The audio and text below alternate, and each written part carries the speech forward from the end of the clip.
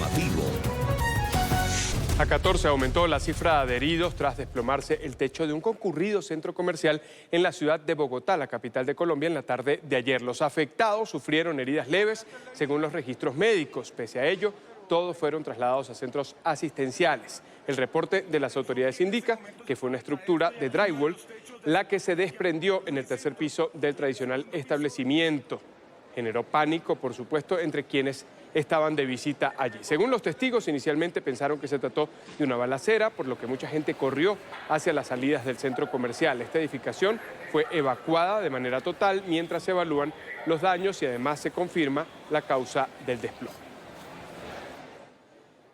En aumento la violencia política en Colombia. A un mes y medio de las elecciones regionales en el país, los candidatos son el blanco de los violentos. En las últimas horas fue asesinado Hernando García Vázquez, candidato a la alcaldía del municipio de Toledo, en el departamento de Antioquia, noroccidente del país.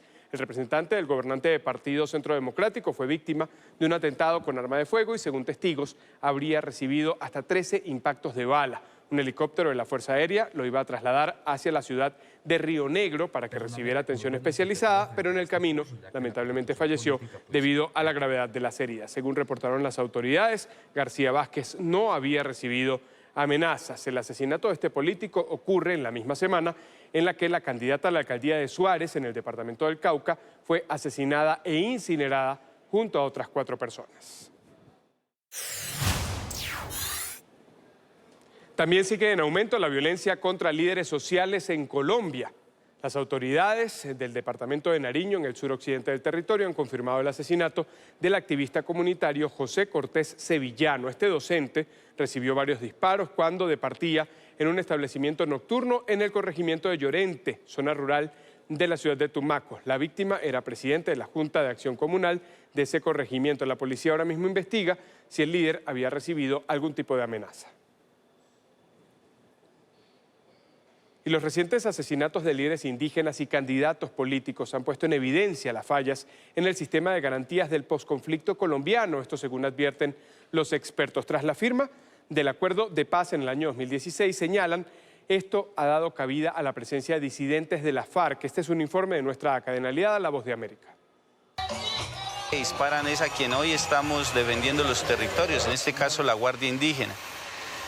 Los continuos asesinatos en el Cauca ya llevamos 96, de lo que lleva el acuerdo de paz en el Cauca, pero este año ya llevamos, de lo que arrancó el gobierno Duque a este tiempo, llevamos 41 asesinatos de compañeros indígenas asesinados en el Cauca. Explicó Joe Sauca desde Changualaquihue, la Asociación de Cabildos Indígenas en Santander de Quilichao, en el norte del Cauca colombiano, coordinador de Defensa y Derechos Humanos del Consejo Regional Indígena del Cauca, CRIC. Los ataques afectan también a candidatos políticos, según denunció Alejandra Barrios, directora de la Misión de Observación Electoral.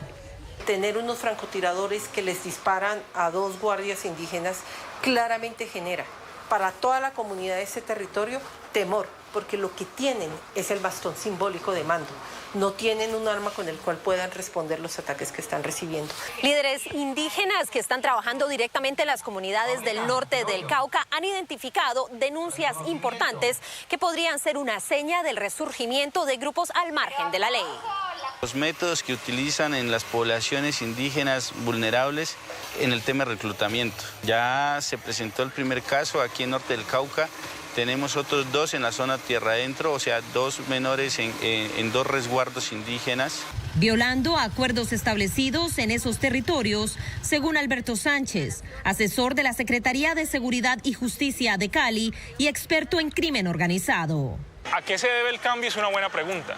Es decir, ¿por qué unos actores que están en el territorio, que hoy tienen unos acuerdos, entran otra vez en un tipo de prácticas que saben que ponen en riesgo esos acuerdos, pero que además los llaman la atención de los organismos de seguridad y defensa para que incrementen ahí su presión?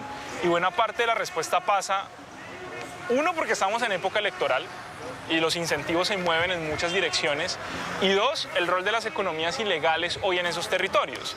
Celia Mendoza, Voz de América, Santander de Quilichao, Colombia. La Corte Interamericana de Derechos Humanos sesionó en Bogotá. Escuchó a las víctimas de los casos en los que el Estado colombiano ha sido condenado. De 22 sentencias, en 14 no se ha cumplido con el esclarecimiento de los hechos. Las desapariciones forzadas del Palacio de Justicia el 6 de noviembre de 1985, la masacre de Mapiripán en el Meta y otros casos de violación a los derechos humanos fueron puestos sobre la mesa ante la Corte Interamericana que sesionó en Bogotá y Barranquilla. El resultado, el Estado colombiano se rajó. Se trata de 22 sentencias, de las cuales se revisaron 14, y el balance de la supervisión que está haciendo la Corte, a nuestro parecer, es muy negativo para el Estado. Claramente no se ha hecho justicia y no se han buscado a las personas que están desaparecidas de una manera eficaz. La Corte dijo que la búsqueda de personas desaparecidas en algunos casos ha sido nula por parte del Estado. La falta de estrategias y políticas ha hecho que los procesos investigativos se retrasen. Es un conjunto de casos en los que ha habido, en algunos, participación directa de miembros de las fuerzas de seguridad, en otras actuación paramilitar. En algunos de los casos se señaló que había lugares de enterramiento que habían sido identificados ya desde los años 90 que no habían sido investigados. Una de las audiencias, todas privadas, fue la del Palacio de Justicia. Los familiares de las personas desaparecidas estuvieron presentes, entraron con expectativas, pero salieron motivados ante el respaldo que les brindó el alto tribunal.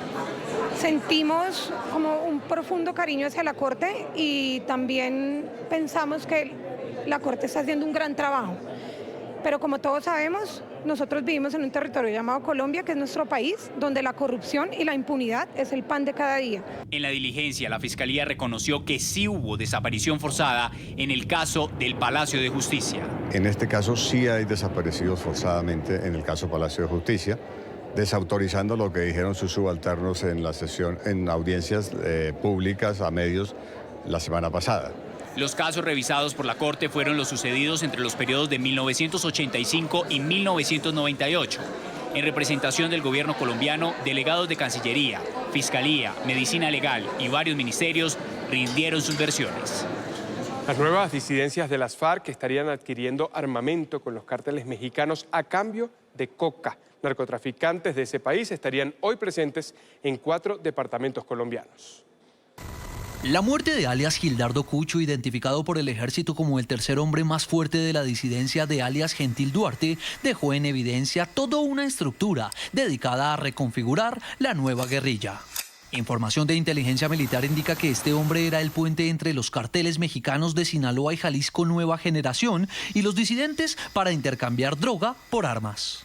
Las fuentes consultadas por Noticias RCN señalan que la caleta hallada el 21 de agosto último en Vista Hermosa Meta con 162 minas antipersonal, 10.700 detonadores y 10.282 cartuchos hacen parte de este trueque criminal. El mismo comandante del ejército, general Nicasio Martínez, confirmó la presencia de delincuentes mexicanos en esta zona. Hay presencia de algunos mexicanos que están haciendo negocios de narcotráfico para compra y venta de clorhidrato de cocaína. El ejército estima que la estructura disidente de Gentil Duarte provee con cerca de 2 toneladas de base de cocaína mensual a estos carteles mexicanos y que sus laboratorios de cristalización están en el sur del Meta, Guaviare y Vichada.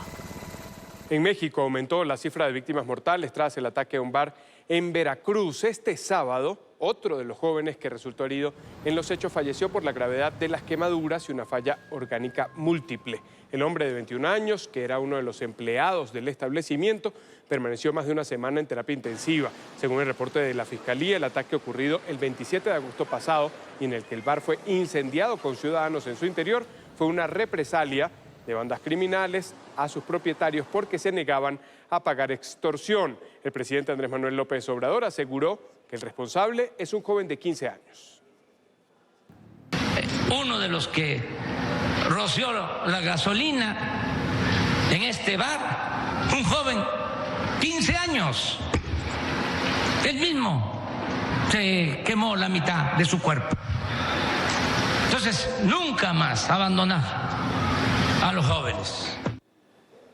Hoy, 8 de septiembre, se celebra en Venezuela una de las festividades marianas más importantes del año. Se conmemora el Día de la Virgen del Valle, la patrona del oriente del territorio y de los pescadores. En los estados Anzoátegui y Nueva Esparta se realizan a esta hora homenajes a la Virgen en barcos, en lanchas, en peñeros. Los devotos católicos de Vallita agradecen por esos favores concedidos y además piden para el nuevo año. En estas actividades participan las autoridades locales y también asisten políticos de todo el país. Vamos al lugar de la noticia con Luis Alejandro Laya en Lechería, estado Anzoátegui. Luis, buen día, adelante. Hola, buenas tardes. Por soluciones a la grave crisis que vive el país, tanto en salud, alimentación, como también incluso en la situación de los migrantes, más de 4 millones que han salido de Venezuela, solicitado en la tradicional visa de la Virgen del Valle. Ciudadanos, obispos y también políticos han hecho presencia, entre ellos el presidente encargado de Venezuela, Juan Guaidó. Asimismo, el obispo que ha encabezado la crisis, el obispo de Barcelona, ha señalado que una de las más graves crisis es la de educación y valores. Ha indicado que es necesario que los ciudadanos pongan de su parte, es momento de estar unidos y ayudarnos como hermanos. Ante la compleja y dramática situación política, económica y social que vivimos, y que tiende a agravarse cada día.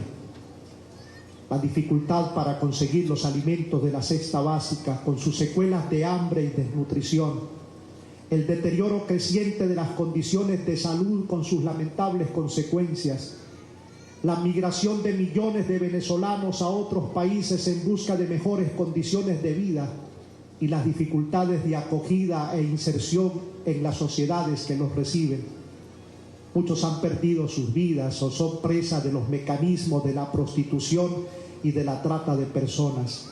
Asimismo, el obispo ha criticado a quienes hoy se aprovechan de la crisis de otros, no solamente a través de la corrupción, sino también intentando vender y ganar dinero con las necesidades de los demás. Ha señalado que esto no es de cristianos y que es momento de estar unidos. Desde el estado de Anzoátegui al oriente de Venezuela, Luis Alejandro Laya para NTN 24. Gracias, Luis, por el reporte desde Lechería. Y con un personal de 1.100 operarios aproximadamente, opera el barco humanitario USNS Comfort, que hasta el 10 de septiembre va a estar en Trinidad y Tobago. Esto luego de su paso por Colombia. Atención básica, atención quirúrgica, están al alcance de locales inmigrantes en esa zona. Este es un informe de nuestra cadena aliada La Voz de América. Niños y adultos, locales y migrantes, todos se encuentran en 4 puntos habilitados para la atención médica que por 5 días el barco estadounidense USNS Comfort trae hasta la isla de Trinidad y Tobago. Me habían dicho que tenía que operarme urgente, entonces por eso fue que trasladé a Trinidad para ver si tenían la oportunidad, pero aquí también un poco costoso. Entre 12 y 20 cirugías se adelantan a diario en el USNS Comfort. Durante la primera jornada, 4 venezolanos recibieron atención quirúrgica. El viernes pasado estaba en el hospital. Tuve viernes y sábado del dolor, pero ellos no me pueden operar porque no soy residente. Y no es una emergencia. Cirugías de ojos, plástica, dentales y de vesícula son algunos de los procedimientos quirúrgicos que se realizan en Trinidad y Tobago. Pienso que ellos se van a ir con un mensaje que los Estados Unidos está aquí para apoyar, no para otras cosas políticas. Pese a que el Gobierno Nacional de Trinidad y Tobago limita el servicio médico gratuito a inmigrantes que requieran atención urgente, ha accedido a que en la lista establecida de atención quirúrgica también se incluyan algunos nombres de venezolanos. Nos reunimos con el embajador y él también nos contó acerca de ayudar a los migrantes y le dijimos que no tenemos objeciones. Del 5 al 10 de septiembre, el USNS Comfort estará anclado a 3 millas del puerto de La Brea en Trinidad. La labor que se adelanta es posible gracias al trabajo de una tripulación de 1.100 personas, entre médicos, voluntarios, militares y civiles, que se encuentran a bordo.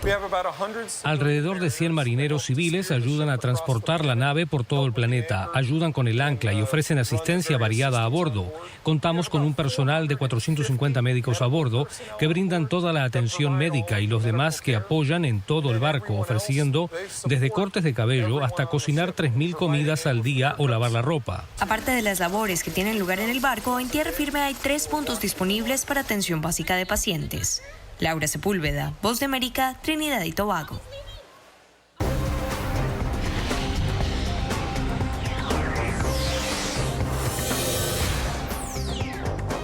En su camino hacia Canadá, Dorian se convirtió en un ciclón posttropical. En Nueva Escocia se registraron fuertes vientos y lluvias, mientras en Bahamas, donde dejó una estela de destrucción y al menos 43 muertos, cientos de personas buscan evacuar en cruceros o helicópteros esa región totalmente devastada.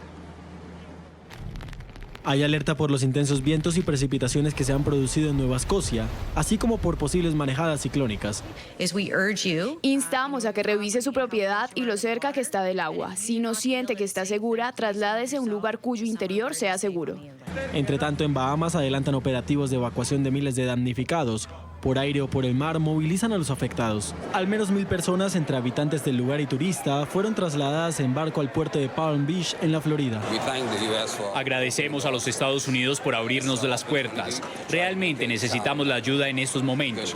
Muchos cuerpos todavía no han sido encontrados. A la región insular siguen llegando ayudas internacionales. El envío de 38 toneladas de suministros por parte de la Cruz Roja Americana. Al envío de 38 toneladas de suministros por parte de la Cruz Roja Americana se suman las decenas de voluntarios que llegaron a Nassau para asistir a la población. Agentes de la Oficina de Control de Aduanas de Estados Unidos proporcionaron agua y comida a quienes aún permanecen en una de las zonas más devastadas por Dorian. Ante fenómenos climáticos como el huracán Dorian, las autoridades desarrollaron aplicaciones para mantener informada a la población. Luego de descargarla en su dispositivo, usted recibirá alertas para tomar precauciones y alistarse para la llegada de la tormenta. Le vamos a presentar ahora algunas de esas apps para usuarios de iOS y Android. Datos en tiempo real y aún sin conexión, usted podrá reaccionar ante un huracán. Una aplicación lanzada por la Cruz Roja Americana le permitirá saber las condiciones climáticas en la zona donde se encuentra en Estados Unidos. Si no dispone de conexión a la red, puede acceder a instrucciones que le indican qué hacer antes, durante y después de la tormenta. Con la aplicación de la Agencia Federal para el Manejo de Emergencias de Estados Unidos, puede recibir y compartir notificaciones sobre el clima de hasta 5 ubicaciones que usted elija. Entre las opciones que encontrará está un listado de refugios disponibles en su área en caso de una catástrofe y también incluye consejos para armar un kit de emergencia. La Administración Nacional Oceánica y Atmosférica desarrolló una aplicación que funciona como un radar meteorológico disponible en su teléfono. Además de una interfaz interactiva donde puede explorar mapas, ofrece una previsión meteorológica precisa entre 24 horas y los 7 días posteriores a su consulta. La cobertura incluye, además de Estados Unidos, a Canadá, México, varios países europeos y asiáticos.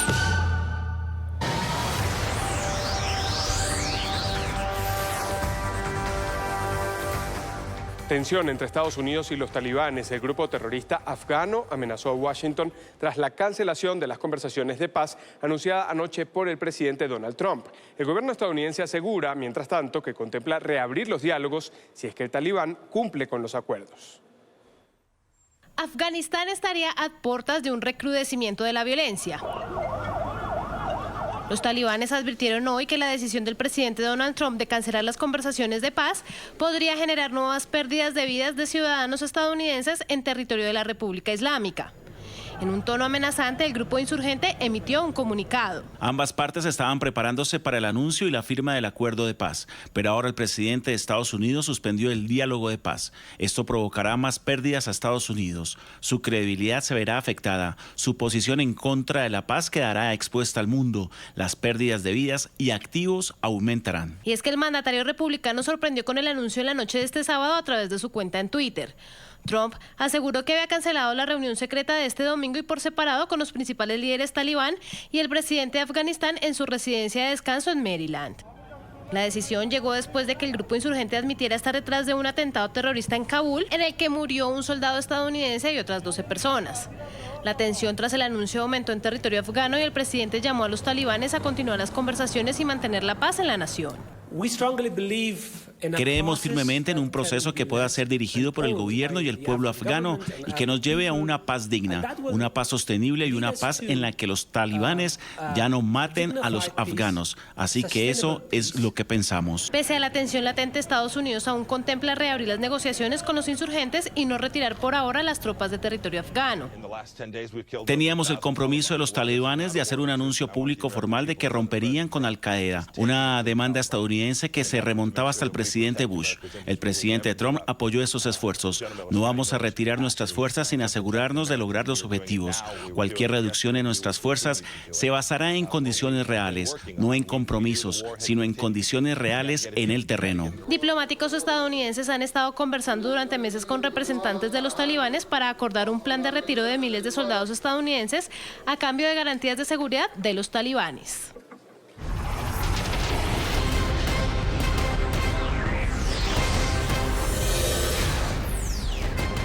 El presidente Jair Bolsonaro de nuevo a cirugía tras participar en las celebraciones del Día de la Independencia. El mandatario brasileño ingresó este sábado al hospital Vila Nova Star en Sao Paulo para someterse a una intervención quirúrgica en la que recibe la corrección de una hernia. Esta es la cuarta operación desde que fue apuñalado hace un año cuando participaba en un mitin de campaña electoral.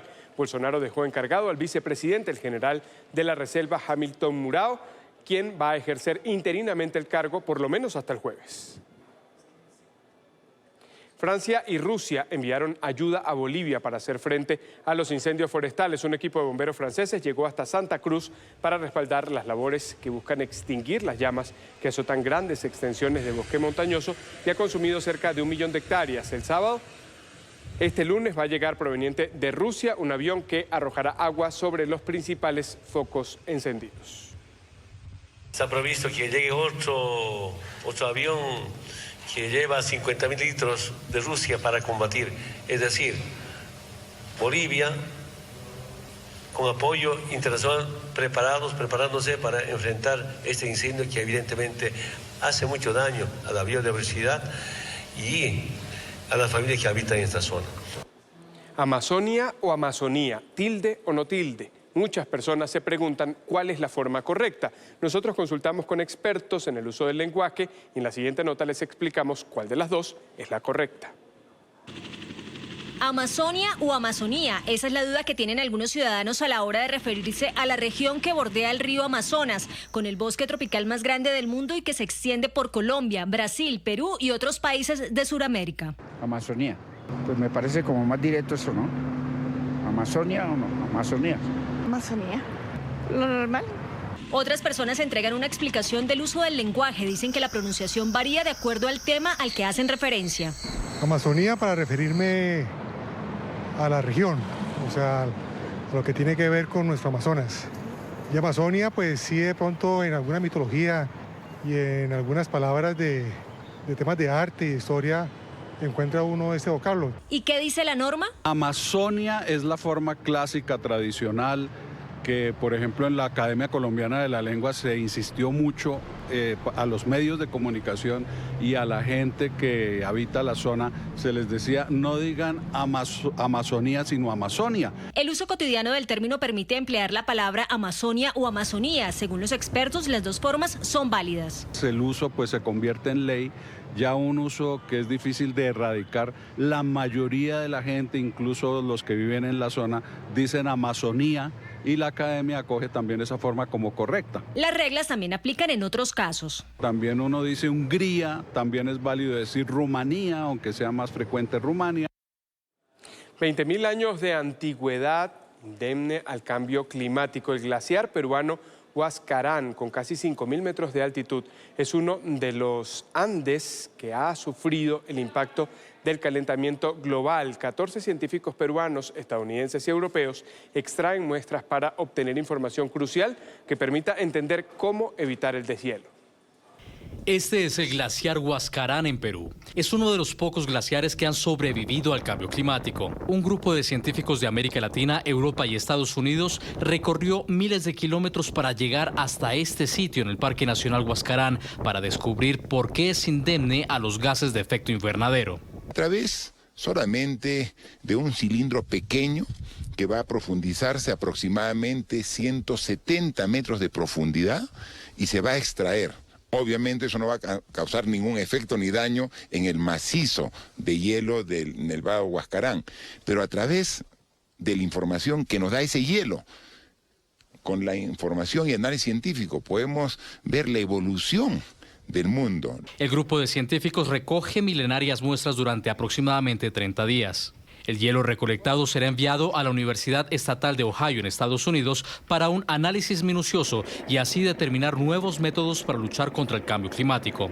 La contaminación y el calentamiento de la Tierra son los responsables de reducir la masa de los glaciares hasta en un 40%. Según expertos, miles de personas en Perú y países vecinos dependen del agua en los glaciares. Por esto es tan importante controlar y cuidar estas fuentes hídricas. Los glaciares proporcionan un recurso hídrico, proporcionan agua en la estación seca y en tiempos de sequía.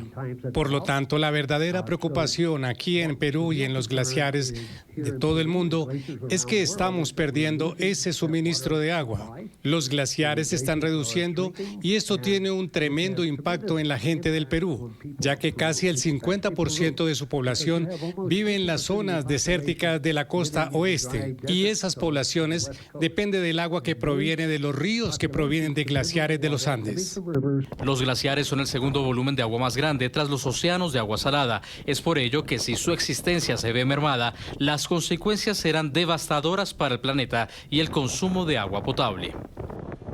Ya está con nosotros en el Centro Internacional de Noticias, Nicolai Abril, para hablar precisamente de esto. Mucho se dice del cambio climático, pero ¿qué ocurre en las ciudades? En las ciudades, alrededor del mundo, vive el 54% de la población. Nicolai, ¿cómo les afecta este cambio climático? Carlos, muy buenas tardes. Cualquiera que sea la temporada, siempre hace más calor en el centro de la ciudad que en el campo, especialmente de noche. El calor absorbido durante el día por los edificios y las superficies de las carreteras se libera cuando se pone el sol. Esto se conoce como el fenómeno de la isla de calor urbana. Como resultado, el promedio hay una diferencia entre 2 y 3 grados entre las temperaturas nocturnas en el centro de la ciudad y en el campo. En una ola de calor, esa diferencia puede alcanzar los 10 grados. Hay muchas cosas que puede hacer para adaptarse al cambio climático. Escuche, una es aprovechar el poder reflectante de los materiales que cubren las superficies de las paredes y el techo de los edificios. Este efecto albedo de tejado y pinturas de alto reflejo puede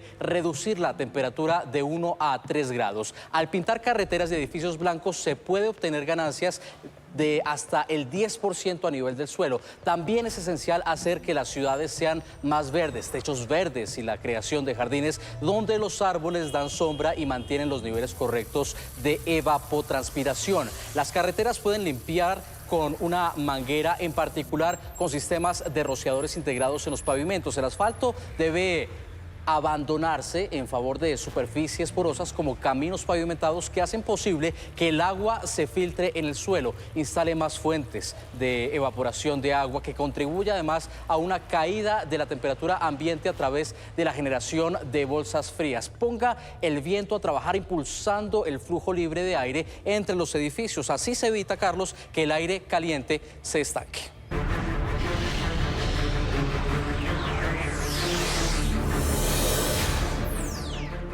Una persona muerta y 29 heridas deja hasta el momento un terremoto de magnitud 5.4 ocurrido en el suroeste de China. El Centro de Redes de Terremotos del Gigante Asiático informó que el epicentro tenía una profundidad de 10 kilómetros y se sintió en diferentes ciudades. El sismo se registró a las 6:42 de la mañana de este domingo, tiempo local. La Oficina de Gestión de Emergencias monitorea las zonas afectadas para establecer si el número de víctimas aumentará con el paso de las horas.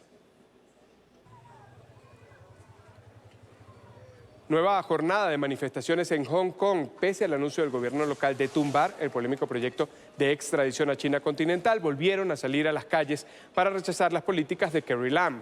Revisemos los momentos clave de esta jornada. La estación central del metro fue escenario de actos vandálicos. Los manifestantes rompieron un largo panel de vidrio en la entrada del lugar y pintaron grafitis en las paredes exteriores. Allí la policía arrestó a varios jóvenes. También se reportaron incendios. En otro punto de la ex colonia británica, cientos de manifestantes se reunieron para movilizarse hasta el consulado de los Estados Unidos. Reclaman ayuda del presidente Donald Trump para, según dicen, liberar la ciudad de la influencia de Beijing.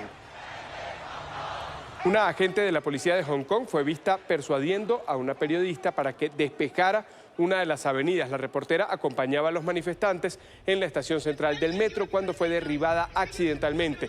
Decidió no ponerse en pie y respaldar a los activistas pro democracia. Minutos después, la policía logró que esta comunicadora se levantara.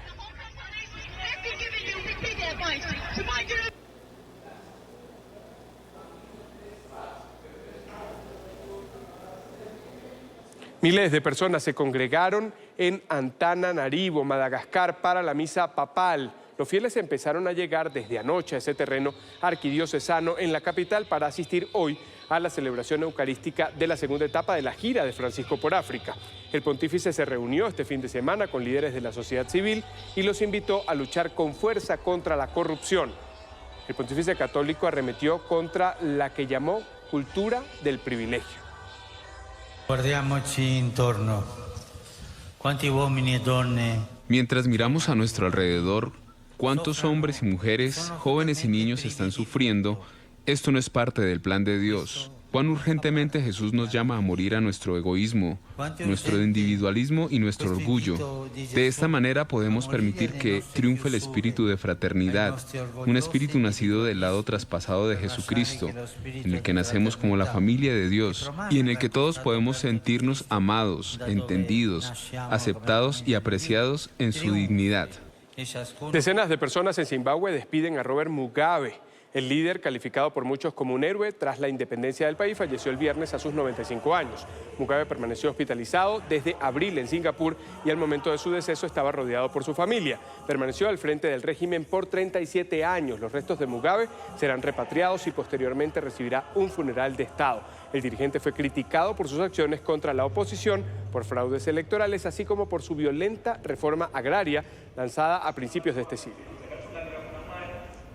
Irán aseguró hoy que la Unión Europea ha incumplido sus compromisos sobre el acuerdo nuclear firmado en el año 2015. Las autoridades iraníes defendieron este domingo su derecho a reducir sus compromisos ante el incumplimiento de la parte europea en reuniones con el director del Organismo Internacional de Energía Atómica. Este funcionario pidió la plena cooperación de Irán y viajó a Teherán en un momento crítico para el Plan Integral de Acción Conjunta, luego de que Teherán anunciara que va a acelerar su actividad nuclear. Rusia acude hoy a las urnas para elegir autoridades locales. Cerca de 50 millones de personas están convocadas para participar en los comicios municipales. El presidente Vladimir Putin afirmó, después de emitir su voto, que Moscú tenía candidatos decentes en la votación del Parlamento local. Estas elecciones representan un desafío para las autoridades, con la popularidad del partido oficialista Rusia Unida en su punto más bajo en más de una década. El gobierno ha sido objeto de constantes protestas. Varios candidatos opositores fueron vetados de participar en estos comicios. Quinto revés para el primer ministro británico Boris Johnson. En menos de una semana, la ministra del Trabajo informó que renunciará a su cargo. La funcionaria se solidarizó con los 21 diputados conservadores expulsados por apoyar el veto a la salida del Reino Unido de la Unión Europea sin un acuerdo con Bruselas. Esta es la segunda renuncia ministerial en menos de una semana.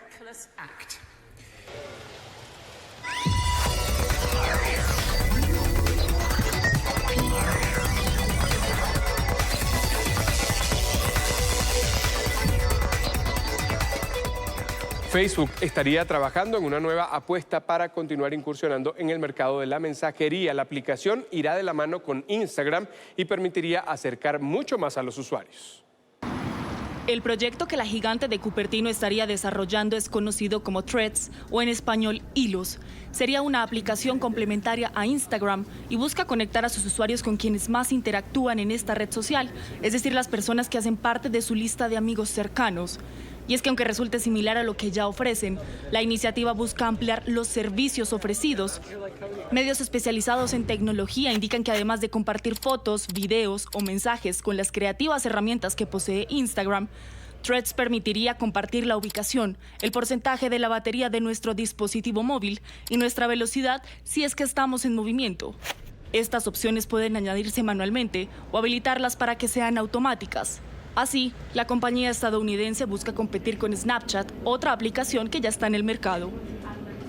Entre tanto, avanza una investigación antimonopolio contra Facebook. La Fiscalía General del Estado de Nueva York ha abierto una investigación a la compañía para determinar si sus prácticas han sido monopólicas. Así lo anunció este viernes la fiscal general del Estado de Nueva York. Colorado, Iowa, Nebraska, Carolina del Norte, Ohio y Tennessee también hacen indagaciones contra la empresa para determinar si ha asfixiado a la competencia y pone en riesgo a sus usuarios.